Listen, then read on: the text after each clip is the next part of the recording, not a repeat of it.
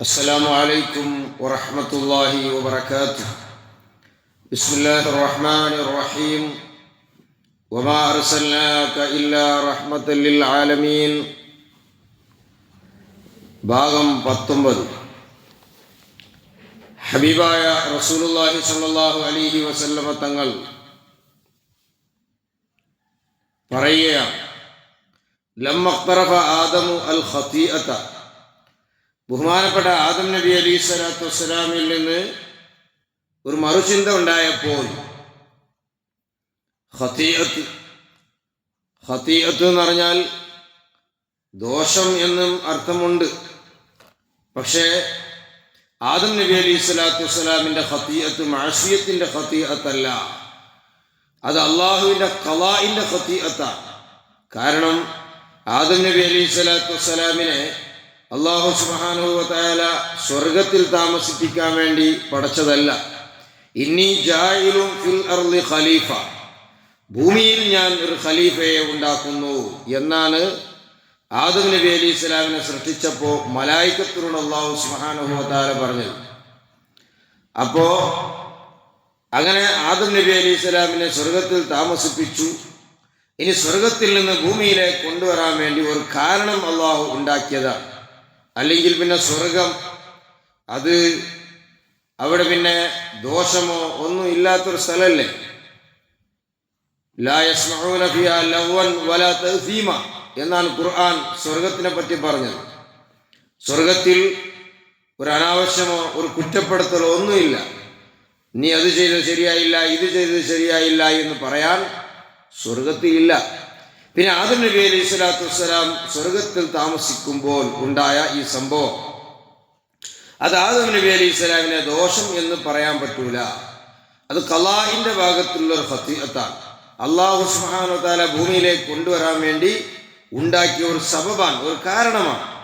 ആ ആദം നബി അലൈഹി സ്വലാത്തു വസ്സലാമിൽ നിന്ന് ഭൂമിയിലേക്ക് വരാനുള്ളൊരു കാരണം ഉണ്ടായപ്പോൾ, എന്നാലും ആദം നബി അലൈഹി സ്വലാം ആ നല്ല സുഖകരമായ സ്വർഗത്തിൽ നിന്ന് ഈ ഭൂമിയിലേക്ക് വന്നത് തന്നെ ആദം നബി അലൈഹി സ്വലാമിക്ക് വലിയ ബേജാറായി.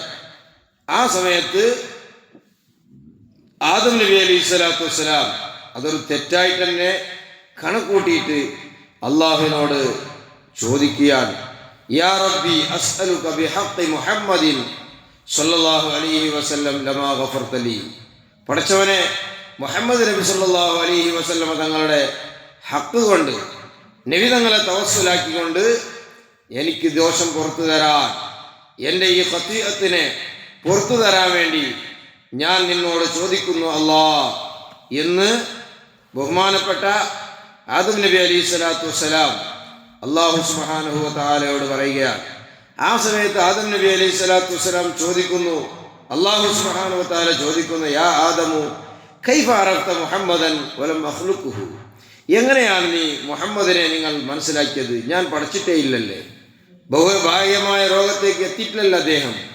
പ്രകാശം പടക്കപ്പെട്ടു, റസൂലുള്ളാഹി സ്വല്ലല്ലാഹു അലൈഹി വസല്ലം തങ്ങളുടെ പ്രകാശത്തെ സൃഷ്ടിക്കപ്പെട്ടിട്ടുണ്ട്. നബി തങ്ങളുടെ ബാഹ്യമായി ഫിസിക്കലായിട്ട് റസൂലുള്ളാഹി സ്വല്ലല്ലാഹു അലൈഹി വസല്ലം തങ്ങൾ ഈ ഭൂമിയിലേക്ക് എത്തിയിട്ടില്ല. പിന്നെ എങ്ങനെയാണ് നിങ്ങൾക്ക് നബി തങ്ങളെ മനസ്സിലായത്? ആ സമയത്ത് ആദം നബി അലൈഹി സ്വലാം പറയുന്നു, ലിയന്നക യാ റബ്ബി ലമ്മാ ഖലഖ്തനീ ബിയദിക, നീ നിന്റെ ഖുദ്റത്ത് കൊണ്ട് എന്നെ സൃഷ്ടിച്ചപ്പോൾ, വലം അനഫഖ്ത ഫിയ മിൻ റൂഹിക, നിന്റെ റൂഹിൽ നിന്ന് എനിക്ക് ഊതുകയും ചെയ്തപ്പോൾ, റഫഅതു റഅസി, ഞാൻ എൻ്റെ തലയൊന്ന് ഉയർത്തി നോക്കി. അപ്പോൾ ഫറഅയ്തു അലാ ഖവാഇമിൽ അർശ് മക്തൂബൻ, അർശിൻ്റെ ആ വലിയ നിന്റെ സൃഷ്ടിയാകുന്ന അർശിൻ്റെ അതിൻ്റെ തൂണുകളിലെല്ലാം, അതിൻ്റെ പില്ലറുകളിലെല്ലാം എഴുതിയിട്ട് കാണുന്നുണ്ട് ലാ ഇലാഹ ഇല്ലല്ലാഹ് മുഹമ്മദുർ റസൂലുള്ളാഹ് എന്ന്. അപ്പോൾ ഫഅലിംതു അന്നക ലം തുളിഫ് ഇലാ ഇസ്മിക ഇല്ലാ അഹബ്ബൽ ഖൽഖി ഇലൈക, അപ്പോൾ ഞാൻ മനസ്സിലാക്കി നിന്റെ പേരിനോട് ചേർത്തിട്ട് ലാ ഇലാഹ ഇല്ലല്ലാഹ് മുഹമ്മദുർ റസൂലുള്ളാഹ് എന്ന് നിന്റെ പേരിനോട് ചേർത്തിട്ട് നീ വെക്കുകയാണെങ്കിൽ അത് വലിയൊരു, നിനക്ക് ഏറ്റവും ഇഷ്ടപ്പെട്ട ഒരു വ്യക്തിയായിരിക്കും. സൃഷ്ടികളുടെ കൂട്ടത്തിൽ ഏറ്റവും ഇഷ്ടപ്പെട്ട ആളല്ലാതെ നീ ഒരിക്കലും അങ്ങനെ ആ പേർ വെക്കൂല, അവിടെ നിന്നെ പേരിനോട് ചേർത്തിട്ട്.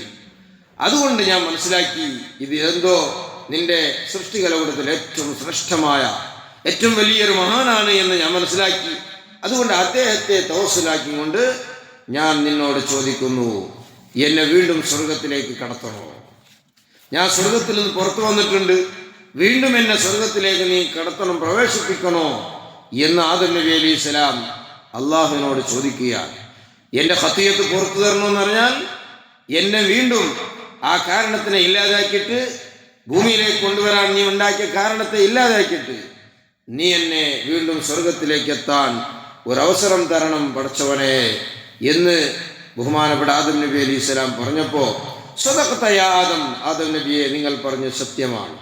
ഇന്നഹു ലഅഹബ്ബുൽ ഖൽഖി ഇലയ്യ, ആ മുഹമ്മദ് നബി സല്ലല്ലാഹു അലൈഹി വസല്ലം തങ്ങൾ എനിക്ക് ഏറ്റവും ഇഷ്ടപ്പെട്ട സൃഷ്ടിയാണ് എൻ്റെ സൃഷ്ടികളിൽ.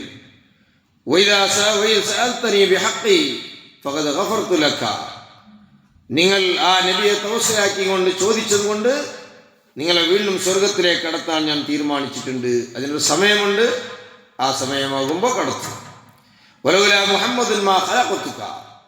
മുഹമ്മദ് നബി സല്ലല്ലാഹു അലൈഹി വസല്ലം തങ്ങളുടെ മഹത്വം എത്രത്തോളം എന്ന് പറഞ്ഞാൽ, ആ മുഹമ്മദ് നബി സല്ലല്ലാഹു അലൈഹി വസല്ലം തങ്ങളെങ്കാലും ഞാൻ സൃഷ്ടിക്കൂലയായിരുന്നുവെങ്കിൽ നിങ്ങളെയും ഞാൻ സൃഷ്ടിക്കൂലയായിരുന്നു. ഈ ഭൂമി ലോകത്തെ മനുഷ്യ സമൂഹത്തിനെ ഞാൻ സൃഷ്ടിച്ചത് മുഹമ്മദ് നബി സല്ലല്ലാഹു അലൈഹി വസല്ലം തങ്ങളുടെ മഹത്വം ഈ ലോകത്തേക്ക് അറിയിച്ചു കൊടുക്കാൻ വേണ്ടിയിട്ടാണ് എന്ന് അല്ലാഹു സുബ്ഹാനഹു വ തആല ആദം നബി അലൈഹി സ്വലാമിനോട് പറഞ്ഞത്. ബഹുമാനപ്പെട്ട ഇമാം ബൈഹഖി റളിയല്ലാഹു അൻഹു ഇതിനെ റിപ്പോർട്ട് ചെയ്തിട്ടുണ്ട്, ഇമാം തുബറാനി റിപ്പോർട്ട് ചെയ്തിട്ടുണ്ട്. അങ്ങനെ പല മഹാന്മാരും മുഹദ്ദിസീങ്ങളും റിപ്പോർട്ട് ചെയ്ത ഹദീസാണ്. ഒരുപാട് വേറെ വേറെ റിപ്പോർട്ടിൽ വന്ന വലിയ ഒരു ഹദീസാണിത്. ഹബീബായ നബി സല്ലല്ലാഹു അലൈഹി വസല്ലം തങ്ങളെ സംബന്ധിച്ച് പറഞ്ഞത്. അതുകൊണ്ടാണ് ഒരുപാട് മഹാന്മാർ പാടുകയും ചെയ്തു, ബിഹി തവസ്സല ആദമും ഫീ ദംബിഹി വതശഫഅത് ബിമഖാമിഹി ഹവ്വാഉ. ആദം നബി അലൈഹി സ്വലാം തവസ്സുൽ ചെയ്തത് പല മഹാന്മാരും ബൈത്തായി പാടിയതും ഒരുപാട് മുഹദ്ദിസീങ്ങൾ ഇതിനെ ഉദ്ധരിച്ചതും നമുക്ക് കാണാം. ബഹുമാനപ്പെട്ട ഹബീബായ റസൂലുള്ളാഹി സ്വല്ലല്ലാഹു അലൈഹി വസല്ലം തങ്ങളുടെ റഹ്മത്ത് ആദം നബി അലൈഹി സ്വലാം മുതൽ തന്നെ അനുഭവിക്കുന്നു. ആ വമാ അർസൽനാക ഇല്ലാ റഹ്മത്തൽ ലിൽ ആലമീൻ. ആ നബി സല്ലല്ലാഹു അലൈഹി വസല്ലം തങ്ങളെ ശഫാഅത്ത് കൊണ്ട് ദുനിയാവിലും ആഖിറത്തിലും അല്ലാഹു നമ്മെ രക്ഷപ്പെടുത്തുമാറാകട്ടെ. അല്ലാഹുവിൻ്റെ മുമ്പിലും ഈ ദുനിയാവിലും നമ്മുടെ എല്ലാ പ്രയാസങ്ങളും ബേജാറുകളും അല്ലാഹു തീർത്ത് സന്തോഷം നൽകുമാറാകട്ടെ. ആമീൻ. അൽഹംദുലില്ലാഹി റബ്ബിൽ ആലമീൻ.